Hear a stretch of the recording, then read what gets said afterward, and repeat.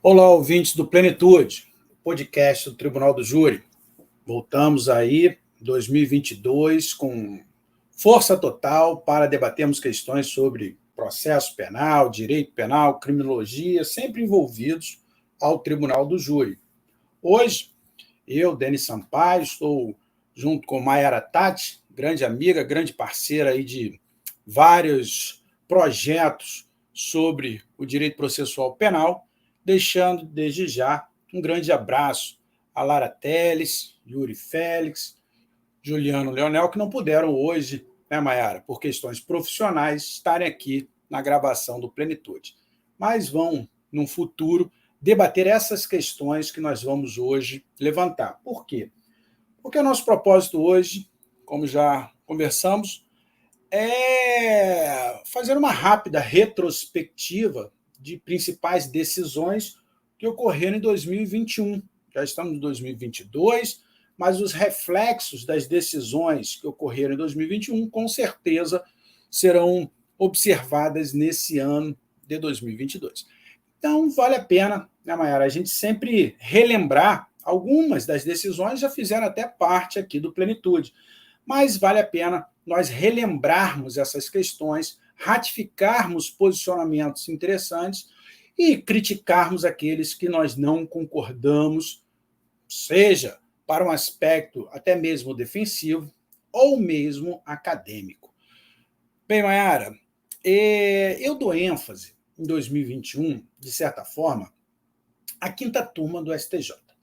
Claro que, se nós falarmos de uma retrospectiva decisória, jurisprudencial, nós pegaríamos o Brasil inteiro, né? Um Brasil, um país continental, múltiplas culturas, em que tribunais acabam produzindo questões interessantes, boas, talvez não tão boas assim, mas a gente tem que afunilar esse nosso debate. E aí, afunilando, criando aí um grau de objetividade para os ouvintes do Plenitude, eu acho que poderíamos nos ater aos tribunais superiores. E o fazendo, eu relembro que a quinta turma do STJ está realmente produzindo questões interessantíssimas. E falo mais, dou destaque especial ao ministro Ribeiro Dantas. Por quê? Não só pelas abordagens práticas e teóricas em seus votos, mas a ênfase que é dada à doutrina. Essa é uma questão importante nós levantarmos. Sabe por quê? Muitos acórdãos de tribunais locais e dos tribunais superiores, principalmente acórdãos antigos do STJ, já afirmaram que o importante é o que os julgadores entendem. Quer dizer, nesses tribunais, os ministros entendem. Pouco interessante a análise e as reflexões doutrinárias. Isso é um pecado. Na verdade, como o professor Lenny Streck aborda, isso, na verdade, é uma autodestruição do próprio direito. E os votos do ministro Ribeiro Dantas vêm trazendo para a gente um arcabouço doutrinário e teórico realmente, primeiro, realmente atual, segundo, com um conteúdo forte sobre as questões do direito brasileiro e do direito internacional. Por isso, eu acho que eu dou esse destaque e, nesse destaque, acaba surtindo importantes efeitos para o Tribunal do Júri. E, Mayara, vou além, não só para o Tribunal do Júri. Alguns acórdãos que têm como abordagem os crimes dolosos contra a vida acabam surtindo reais consequências aos outros procedimentos e ao procedimento comum. É dizer, um reflexo direto a todo o processo penal brasileiro, que precisa efetivamente ser atualizado, não só no aspecto normativo, quanto nas reflexões teóricas. Então, para mim, Mayara, o destaque está aí, a quinta turma do STJ. E, claro, para que nós não permaneçamos aqui apenas elogiando, nós temos que trazer para os nossos ouvintes as questões realmente teóricas, né, no que foi abordado. que você acha? Você, nessa sua rápida reflexão e um estudo que você faz diário sobre as questões do processo penal e do Tribunal do Júri, você consegue trazer para a gente algum destaque interessante sobre essas decisões de 2021? Diz para a gente. Pois é, Denis, eu percebo uma modificação de padrões, na verdade, no Superior Tribunal de Justiça, né? O STJ ele vinha de um posicionamento, às vezes, até de quem parecia que não entendia muito o sistema do Tribunal do Júri, que não aplicava o artigo 155 para decisão de pronúncia, o artigo 155 que prevê que eu não posso condenar pessoas efetivamente com base em elementos exclusivos do inquérito, mas para a pronúncia eles entendiam que isso não se aplicava. E eu já, inclusive, critiquei esse posicionamento no podcast do Alexandre Moraes da Rosa, o Criminal Player, que também é aqui da EMAIS Editora. E eles vêm começando, então, a evoluir, parece que no conhecimento mesmo do procedimento, né? Porque o procedimento do Tribunal do Júri, ele não é um procedimento ordinário comum. Ele é um procedimento bifásico e cada etapa desse procedimento, ela tem a sua razão de ser. E quando a gente fala em pronúncia, essa pronúncia, ela necessariamente vai ter que atingir um estándar probatório, e esse estándar probatório, de certo, não pode ser o mesmo que foi utilizado para nós termos ali, então, o recebimento da denúncia, que seriam os elementos do inquérito.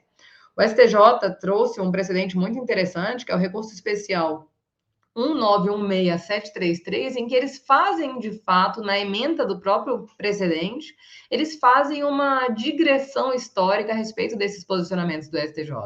Eles mencionam que, historicamente, a quinta e a sexta turma do STJ não aplicam o artigo 155 para a etapa da pronúncia, né? Aplicariam efetivamente só para uma condenação, e como a pronúncia não é condenação, então a literalidade da lei efetivamente não estaria englobando essa decisão.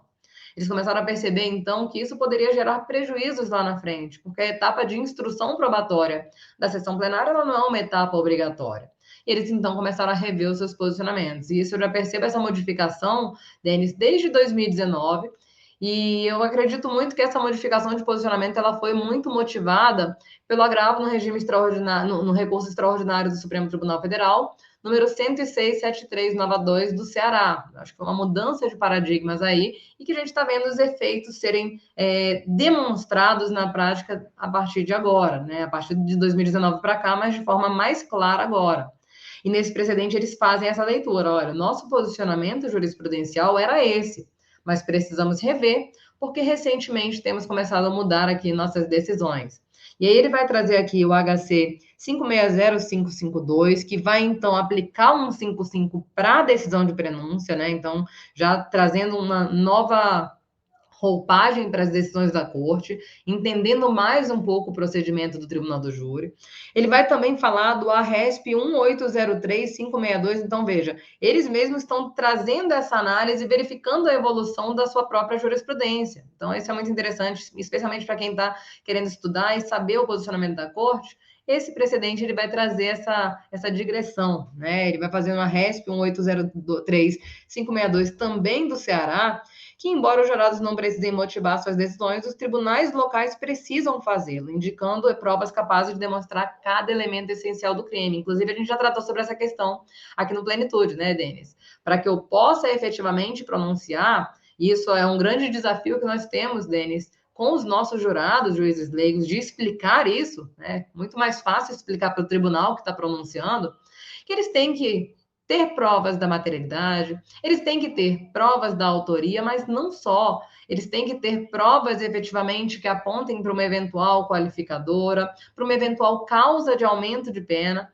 Elas não são simplesmente encaminhadas pelo magistrado para que os juízes leigos façam o seu julgamento. Não. Cada um desses elementos que sejam trazidos pela acusação demandam uma robustez probatória própria. Então, a prova da autoria e materialidade não conduzem automaticamente os demais elementos e o magistrado tem que fazer uma análise séria em relação a isso. O 413 fala que o magistrado vai especificar as qualificadoras e causas de aumento, mas isso não quer dizer que ele vai simplesmente encaminhar sem que faça uma mínima análise probatória. E isso já começa a ser observado pelo Superior Tribunal de Justiça. E eles terminam analisando uma questão que também é fundamental e eu acho que demanda, inclusive, um episódio específico sobre o assunto, porque tem sido alvo de várias decisões do STJ, que é a questão do hearsay testimony, né? Que é aquele famoso testemunho de ouvir dizer. E e eu costumo facilitar para os meus alunos dizendo que é a pronúncia com base na fofoca, né? Você não sabe quem é, você não viu, você não tem testemunho ocular, mas você ouviu dizer de alguém que viu que você não sabe dizer quem é. Então, você não especifica as testemunhas oculares, e isso tem começado a ser objeto de uma preocupação mais séria. Isso, novamente, desde o agravo no regime extraordinário lá do Supremo Tribunal Federal do Ceará, que eu mencionei agora há pouco. Lá havia se dado mais importância para testemunhas que ouviram dizer, testemunhas referidas que não tratam de testemunhas oculares que possam ser efetivamente contestadas em juízo, ou seja, você afasta a possibilidade de eu produzir essa prova enquanto defesa, porque eu não sei quem te contou essa história. E essas testemunhas oculares estavam sendo colocadas em segundo plano. Então, o STF ali começou a dar uma atenção especial, e isso tem começado a se refletir na jurisprudência do STJ. E esse RESP aqui, ele é, inclusive, né, paradigmático, porque ele vai fazer esse acompanhamento histórico dessa evolução que é tão fundamental para nós no direito de defesa. Quem não leu, recomendo que leia, vale muito a pena, é um grande aprendizado. É isso aí, Mayara. Eu acho que essa alteração do posicionamento do STJ, primeiro, faz uma análise aí constitucional do direito à prova, né? Do direito, especialmente à defesa, de analisar as questões que realmente são produzidas em juízo e de testemunhas que abordam e analisam as questões diretamente. Antes de entrar, também um destaque. Esse tema me fez lembrar, enquanto você abordava, eu baixei aqui, peguei um livro e vou fazer a recomendação para os nossos ouvintes. Esse livro aqui é um livro que tem que ser lido sobre o tema. O autor é o Daniel Diamantaras de Figueiredo, grande defensor público aqui do Rio de Janeiro.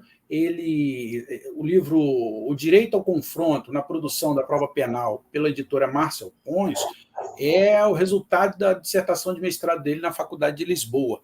E esse livro, Direito ao Confronto, ele aborda de forma realmente cirúrgica as questões da análise das provas indiretas, da impossibilidade com regra de provas indiretas, e faz também um confronto aí, cultural entre os sistemas da civil law e da common law. Eu acho que o Daniel Diamantares foi muito feliz na abordagem desse livro e já recomendo para os nossos ouvintes o direito ao confronto na produção da prova penal. Bom, mas voltando à retrospectiva em destaque de 2021, essa questão que você levantou da prova do testemunho indireto, de receio e testemunho, também foi analisado no finalzinho de 2021. Há um julgado do dia 14 de dezembro de 2021, que é o agravo em recurso especial 1940-381 de Alagoas, 1940-381 de Alagoas, quinta turma do STJ, que, da mesma forma, o ministro Ribeiro Dantas enfrenta a questão de um ato infracional análogo ao homicídio tentado. Ou seja, não estamos falando de tribunal do júri, e sim de um ato infracional, mas, como é um crime doloso contra a vida, acaba também surtindo, quanto ao conteúdo, efeitos para o tribunal do júri. A defesa sustentou legítima defesa e acabou que não foi acolhida. O adolescente foi, ao final, condenado, e isso chega à quinta turma do STJ. E já na ementa é interessante que diz o seguinte, cadê? Ausência de motivação idônea para a sua rejeição pelas instâncias ordinárias. Testemunho indireto que não serve para fundamentar a condenação. Nesse caso, acabou que a acusação não utilizou as pessoas envolvidas. O próprio representado não foi ouvido, a vítima não foi ouvida, e a namorada ou amiga da vítima, que estavam presentes, não foram ouvidos. Eram pessoas, salvo engano... Você quer abordar alguma coisa? Quero só fazer um comentário justamente em relação a isso. É uma postura que a gente vê bastante, né, Denis, do Ministério Público, de substituir as testemunhas efetivamente do fato por representantes do ente, do órgão policial. Isso é uma forma da gente começar a combater também esse tipo de comportamento. Sim, é o caso concreto. Acabou só ouvindo o policial e o bombeiro. Mas não conseguimos chegar às pessoas envolvidas no caso concreto. Mas veja aqui, calma aí. O bombeiro esteve no local dos fatos. A polícia esteve no local dos fatos. Há uma, não só possibilidade, mas uma necessidade, face ao princípio da obrigatoriedade, de diligenciar. Ou seja, eu não posso, com uma fragilidade e facilidade probatória, chegar à condenação de uma pessoa sem que o Estado diligencie para chegar à conclusão da responsabilidade criminal do suposto autor, seja ele acusado, seja ele um adolescente infrator, suposto adolescente infrator. E essa questão, nesse acórdão, e aí para os ouvintes do Plenitude, eu recomendo fortemente a leitura desse acórdão, porque, como eu falei lá na introdução do nosso episódio, os votos do ministro Ribeiro Dantas não vêm só com casos ou fatos do caso concreto. Vem, na verdade, com uma abordagem teórica e doutrinária profunda do direito não só brasileiro, mas do direito internacional.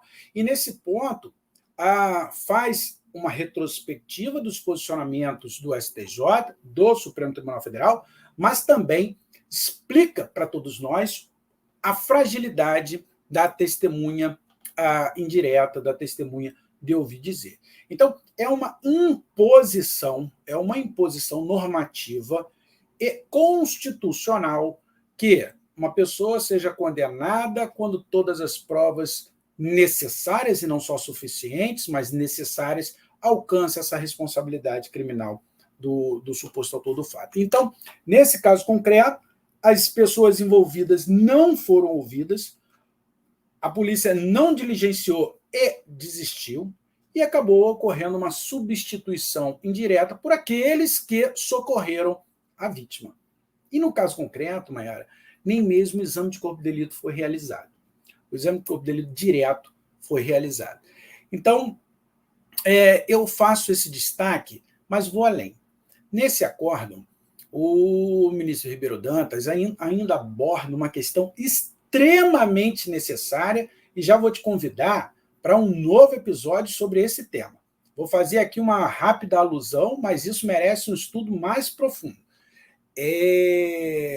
Como o Ministério Público, como a polícia inicialmente, e a própria acusação, acaba que não diligencia, nos termos do artigo 6º, inciso 3 do Código de Processo Penal, em que há uma imposição que todas as informações devem ser colhidas, o que ocorre aqui é uma perda da chance probatória, realizada pela acusação.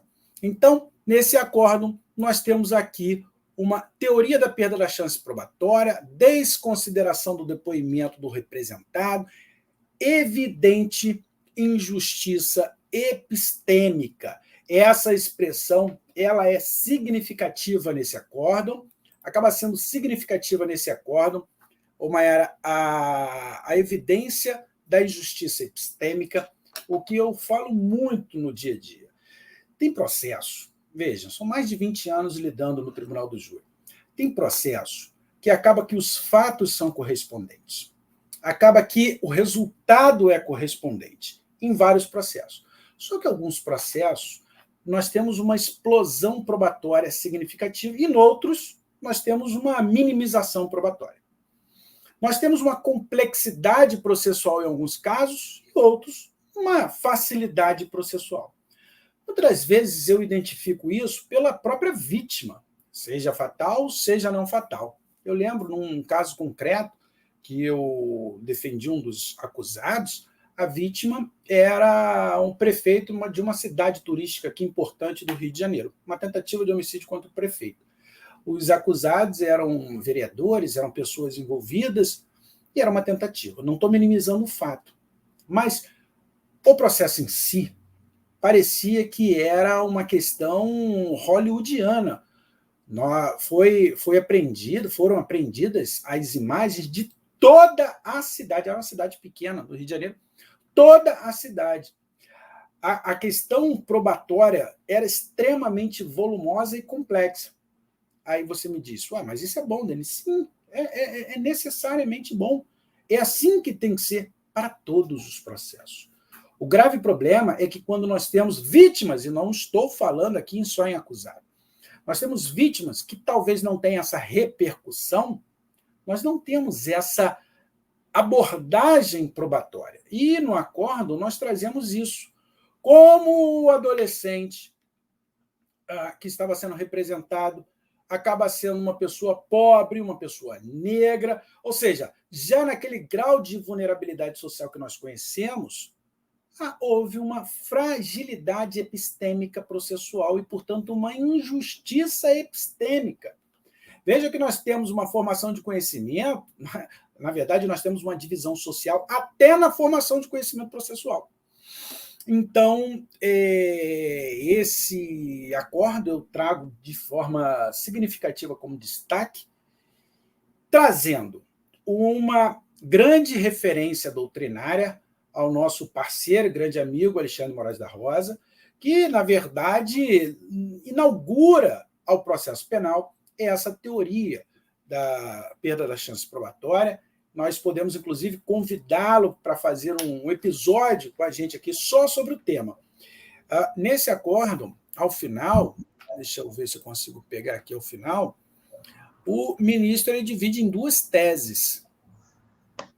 Teses propostas. A primeira tese, ele diz: o testemunho indireto não é apto para comprovar a ocorrência de nenhum elemento do crime e, por conseguinte, não serve para fundamentar a condenação do acusado.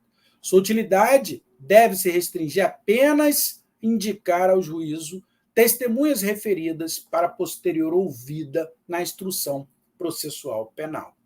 E ele coloca essa é a abordagem que nós estamos, na verdade, trazendo hoje aqui. Mas ele nos traz uma segunda tese. Quando a acusação não produzir todas as provas possíveis e essenciais para a elucidação dos fatos, capazes de, em tese, levar à absolvição do acusado ou confirmar a narrativa acusatória, caso produzidas, a acusação será inviável, não podendo o magistrado condenar com fundamento nas provas remanescentes. É a teoria da perda da chance probatória, que eu não vou aqui expor com mais conteúdo, com mais ênfase, porque eu vou te convidar e convidar Alexandre Moraes da Rosa para a gente gravar um episódio só sobre essa questão e os reflexos dessa questão para o Tribunal do Júri. Agora, Mayara, estou falando demais, mas deixa eu continuar rapidamente, depois eu passo a bola para você. Daqui a pouco os ouvintes vão ficar enjoados da minha voz, gritando lá, que hora chega logo, Mayara? Mas a gente não pode criar essa retrospectiva exclusivamente para o STJ, porque o Supremo Tribunal Federal pode ficar enciumado com a gente. Não é isso? Os ministros não vão querer mais ouvir o Plenitude, dizendo não houve citação ao Supremo, isso está equivocado. Vamos aqui também fazer uma rápida retrospectiva ao Supremo Tribunal Federal. A primeira, e aí eu fico na posição mais favorável do que você, Mayara, eu trago uma decisão positiva no meu ponto de vista, eu acho que no ponto de vista de todos os ouvintes do Plenitude, que é uma decisão do ministro Lewandowski, deixa eu trazê-la aqui, do ministro Lewandowski, num habeas corpus, num caso concreto que aconteceu aqui no Rio de Janeiro. Já foi também episódio do Plenitude, mas rapidamente. É um caso aqui do Rio de Janeiro que, na verdade, quem, inclusive, fez esse júri, quem defendeu o acusado, fui eu. Isso chega ao Supremo Tribunal Federal, no habeas corpus 162929 do Rio de Janeiro. É um habeas corpus em decorrência da decisão proferida na terceira sessão do STJ, que, como nós debatemos no outro dia, aliás, foi ontem, né, na live que nós fizemos no Instagram, esse acórdão, essa decisão, melhor, do STJ, da terceira sessão, acabou sendo contrária aos anseios do habeas corpus, mas por 5-4. E na impetração de habeas corpus ao Supremo Tribunal Federal, o ministro Ricardo Lewandowski diz: eu devo reconhecer a soberania dos veredictos. Logo, se o acusado restar absolvido no terceiro quesito, o quesito obrigatório e genérico, o jurado absolve o réu por clemência ou por qualquer outra questão, uma questão humanitária, por exemplo, deve ser reconhecida a absolvição porque a defesa não está debatendo e os jurados não estão absolvendo pelo aspecto probatório, e sim por outro aspecto. Então, não cabe ao Ministério Público um recurso pela decisão manifestamente contrária à prova dos autos. Então, nesse sentido, eu acho que esse destaque é importante porque nós estamos reconhecendo aqui um importante precedente que talvez em 2022 nós tenhamos o retorno da repercussão geral sobre esse tema, né, na relatoria do ministro Gilmar Mendes, há um pedido de vista do ministro Alexandre de Moraes, e, nesse sentido, eu acho que nós temos que dar ênfase a todas essas decisões de reconhecimento de preceitos constitucionais, acima de tudo, da soberania dos veredictos e o reconhecimento da plenitude de defesa.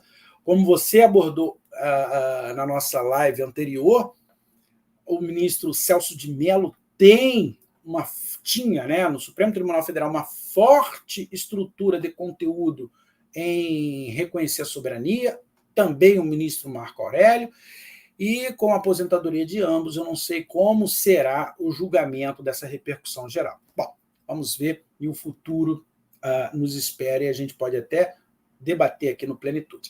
Mas nós estamos falando, no nosso ponto de vista, sobre questões positivas, retrospectiva de 2001, sempre num anseio otimista. Mas nem tudo são flores, né, Maera? Existem questões que a gente tem que trazer, já foi, inclusive, eu quero botar essa batata quente no seu colo. Existem questões que a gente não pode concordar, e em 2021 nós temos um tema realmente delicado que surtirá efeito bastante em todos os futuros processos, porque o Supremo Tribunal Federal, nesse ponto de vista, não foi muito legal no que diz respeito ao reconhecimento de princípios e direitos fundamentais. Mas passa essa batata quente para você, Mayara.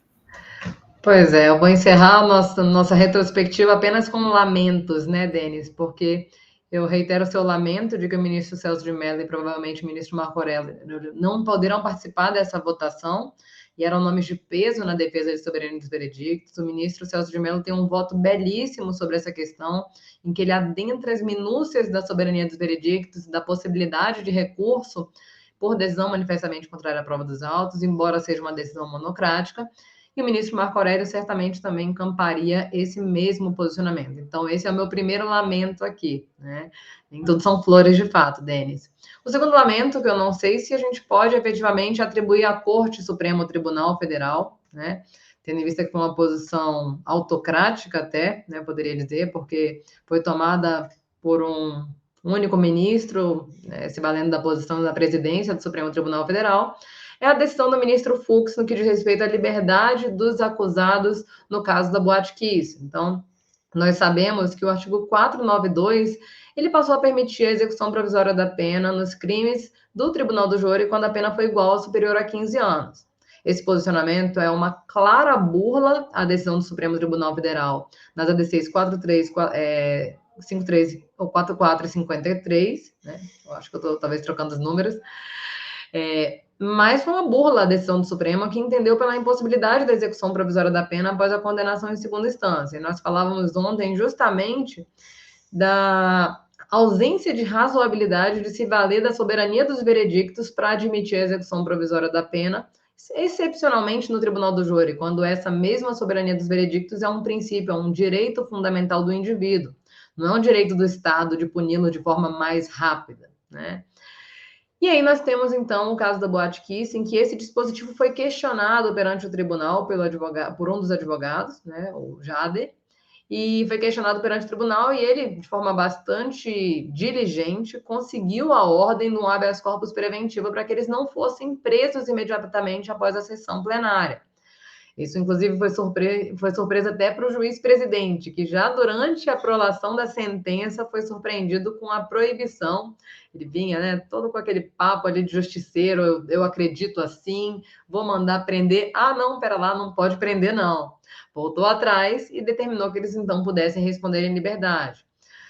Não obstante essa decisão do tribunal, bastante interessante para a defesa, porque reconhece efetivamente a decisão do Supremo em controle concentrado, o ministro Fux suspendeu a decisão, já inaugurando um precedente perigosíssimo de suspensão de liminar em habeas corpus, que não é efetivamente o objetivo da lei que fala da suspensão de segurança. Perceba, a lei de suspensão de segurança nem fala em habeas corpus, e a gente abre um precedente perigosíssimo. Não é a primeira vez, tá? Mas a gente tem que ficar alerta, né? Especialmente porque a gente está falando do remédio heróico. E não satisfeito, né, tendo sido os acusados colocados em liberdade e mantida essa liberdade, com o início do julgamento do mérito do habeas corpus pelo Tribunal de Justiça, o ministro Fux emite mais uma norma, mais uma decisão completamente descabida, proibindo os membros do colegiado do tribunal de julgarem o mérito do habeas corpus. Uma decisão completamente sem precedente, nem mesmo jurisprudencial, e não tem precedente legal nenhum, né, Denis? Essa decisão do ministro Fux, inclusive, foi submetida à Comissão Interamericana de Direitos Humanos e esperamos que isso consiga ser revertido justamente para que não abra um precedente tão perigoso quanto esse, em que a gente dá um poder quase que absoluto e revisor das decisões de todo o judiciário do país a um único responsável, ao presidente de um tribunal. Esperamos que 2022 seja melhor, pelo menos nessa questão. É isso aí, Mayara. Muito legal estar contigo, refletir sobre essas questões e Plenitude está justamente para isso, né? Para nós refletirmos, criticarmos, elogiarmos, ou seja, pensarmos que o direito, o processo penal, o tribunal do júri tem que ser aplicado no seu aspecto teórico e prático também. Então, um grande prazer estar contigo. Faço aqui uma saudação aos nossos parceiros aí de organização do Plenitude e também um grande beijo no coração de todos os ouvintes e nos sigam. A semana que vem teremos outros episódios e aí nós vamos debatendo questões interessantes. Esse é o Plenitude, o podcast do Tribunal do Júri.